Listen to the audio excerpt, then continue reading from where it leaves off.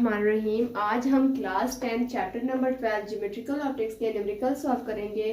Numerical number 3 है हमारे पास। Numerical हमें दिया गया है, न्यूमेरिकल है an object is placed at 10 centimetre from a concave mirror. If mirror magnifies the image 4 times then calculate the radius of curvature of this mirror. यानी एक object रखा गया है एक कनकेव मिरर से 10 सेंटीमीटर के डिस्टेंस पर। दूसरी चीज़ एक मैग्निफिकेशन है उस इमेज की जो कि 4 times है। कैलकुलेट हम लोगों ने उस मिरर का जो है ना रेडियस ऑफ कर्वेचर करना है। जब हम लोग न्यूमेरिकल पढ़ते हैं तो सबसे पहले उसमें हम लोग एक डेटा कलेक्ट करते हैं। डेटा में हमें क्या क्या चीज़ें दी गई थी, वो हमें ये दी गई थी कि डिस्टेंस ऑफ जो ऑब्जेक्ट है वो हमें 10 सेंटीमीटर दिया गया था, जो हमारे पास यहाँ पे आ जाएगा 10 सेंटीमीटर, और मैग्निफिकेशन 4 times थी।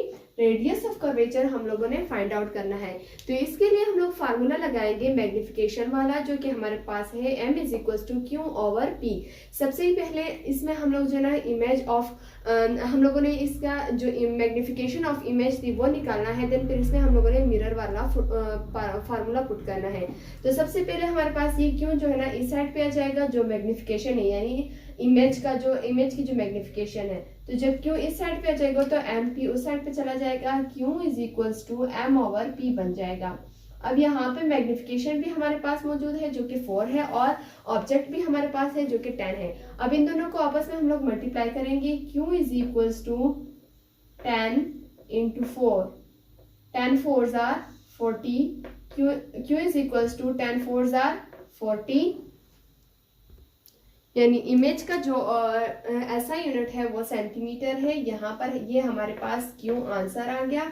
अब इसमें हम लोग मिरर वाला फार्मूला पुट करेंगे, जो 1 over f is equal to 1 over q 1 over b plus 1 over q है। इसमें हम लोग फोकल लेंथ को निकालेंगे। देन फिर हम लोग रेडियस वाला फार्मूला पुट करेंगे, क्योंकि हम लोगों को रेडियस चाहिए, इसलिए हम लोग ये सारा प्रोसेस कर रहे हैं। अब यहाँ पे जब हम लोग फार्मूला यूज करेंगे वो फार्मूला हमारे पास होगा, फार्मूला है हमारे पास, यहाँ पे फार्मूला की हेडिंग हम लोग दे देते हैं। फार्मूला हमारे पास है 1 over f is equals to 1 over p plus 1 over q. अब यहाँ पे हम लोगों ने फोकल लेंथ फाइंड आउट करना है। पी भी हमारे पास है, क्यू भी हमारे पास है, तो हम लोग इधर लिखेंगे, हमारे पास सोल्यूशन आ जाता है, सोल्यूशन, जिसमें हम लोग पी और क्यू की वैल्यू पुट करेंगे। देन हमारे पास आ जाएगा focal length 1 over f is equals to object हमारे पास था 10 और प्लस क्यू हमारे पास आंसर आया था 40।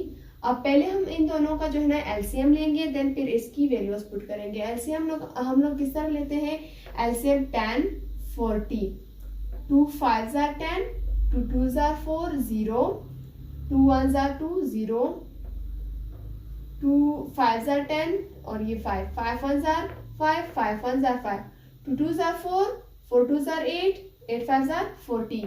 यानी हमारे पास जो एलसीएम है वो 40 है। यहाँ पे हम लोग 40 लिख लेते हैं।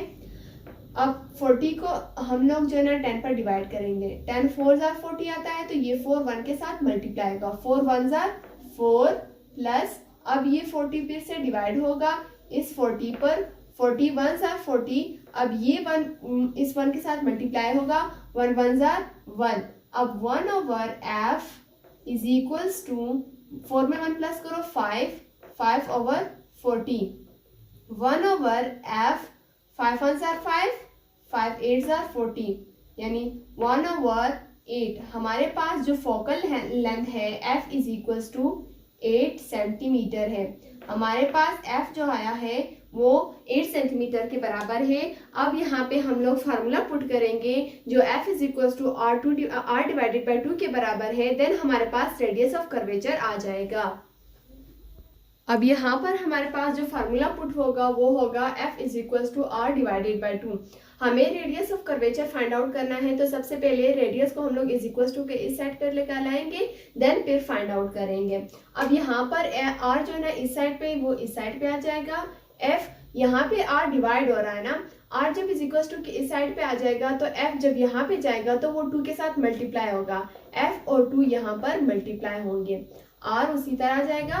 एफ हमारे पास 8 आया था, एफ का आंसर हमारे पास 8 था, यहाँ पर 2, तो आर 8 2s are 16, हमारे पास रेडियस ऑफ कर्वेचर 16 सेंटीमीटर के बराबर आ गया।